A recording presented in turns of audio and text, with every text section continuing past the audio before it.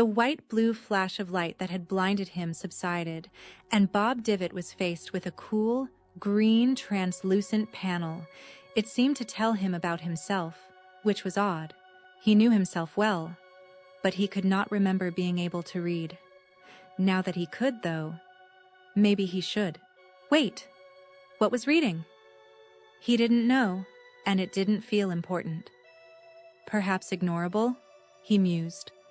The thought slow as something. Bob Divot, Elite. Level 100. Age 1271. Elder Stone Golem. Knick-knack hoarder. He turned back to the hole in the ground that was last night's rest point, a divot of moss and stone, panning his body slowly left, then right, to take in the many cube-shaped bodies of his kin. Most were broken in half with clear impact points. Someone or something had wanted the golem core within. Yet he had been spared for some reason. It hurt, his core creating a hard rattling as it hammered, but he knew better than to linger. So he turned away, a slip of dust flowing from his ruby-red eyes as he took the first step outside of the divot and into the surrounding forest.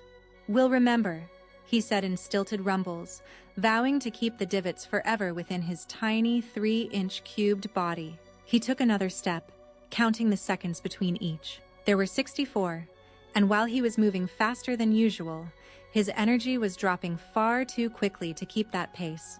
At this rate, he would need to rest before getting a safe distance away.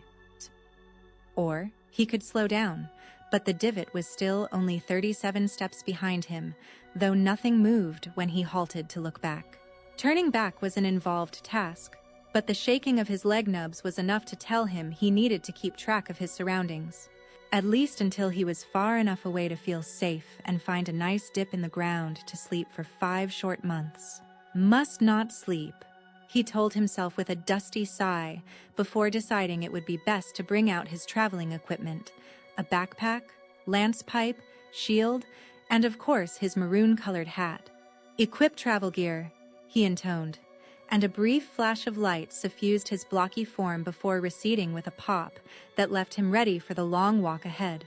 Raising the lance pipe to his mouth, he took a long drag and puffed it out. Lion's weed was basic fare to his kind. Luckily, he'd had the foresight to stow it without dousing the embers. Then again, he was still the only golem with a class and skills, meaning it was unfair to the others who would need to smack 2 rocks together to create a spark.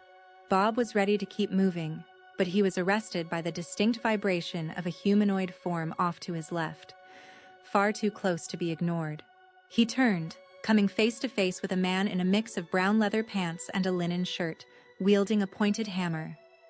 Worse was the rattle of golem cores in the satchel on his hip.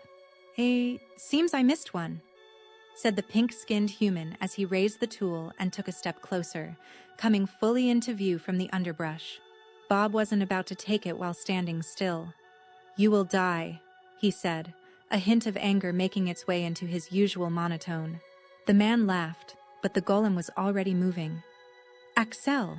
The words came out, and the skill that would allow him to move at incredible speed for 10 seconds took effect, blurring his small form as he smashed into the murderer's right ankle with his shield raised and the satisfying crunch of breaking bones. A scream pierced the air, instantly cut off as the human's fleshy face met the ground hard enough to shatter his nose. But Bob was not done.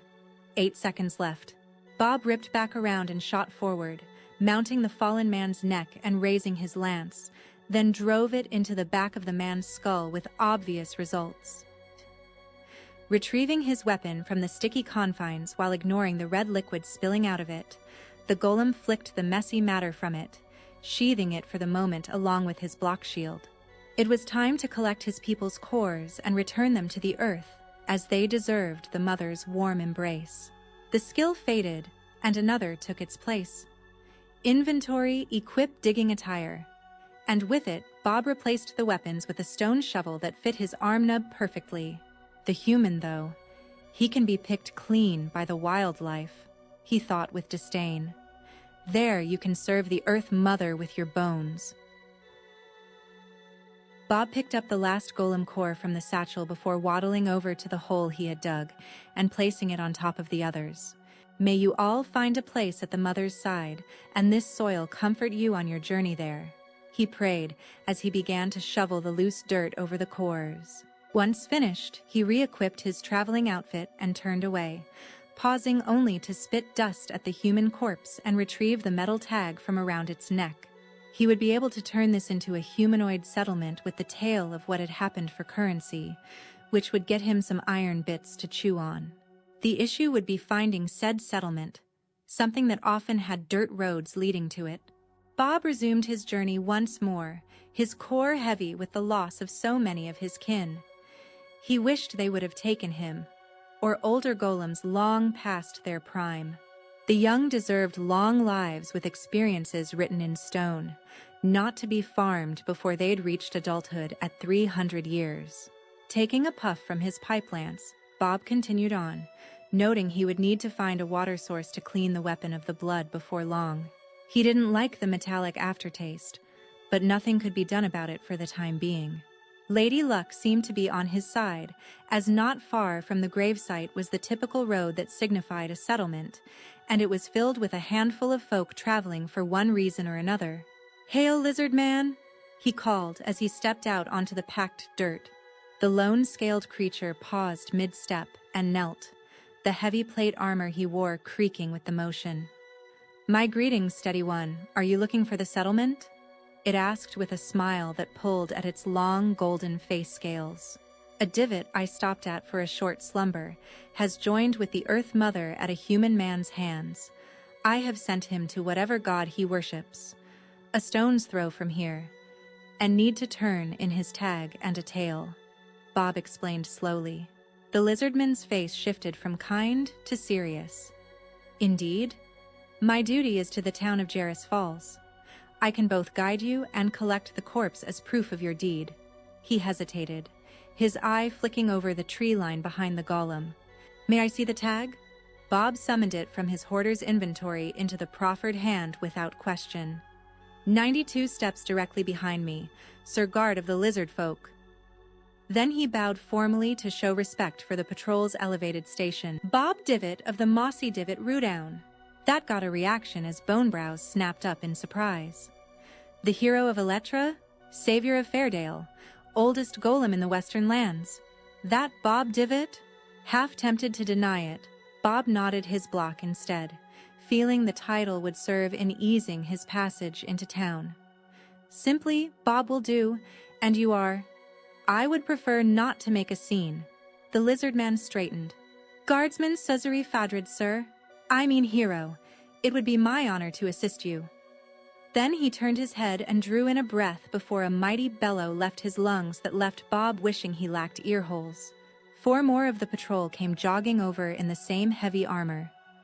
"Eric, Norman, there is a human body by a golem gravesite just yonder. Retrieve the head and bury the body." Suzerain stood then.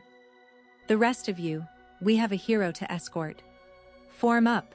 Bob took in the interested glances from a human woman and kobold as they shifted position to be behind him as the lizard man took the lead.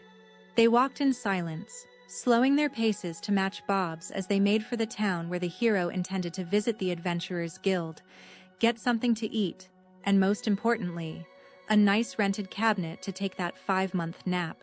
He deserved that, as did the Divots who had joined the Earth Mother. "You have discovered the town of Jarris Falls,"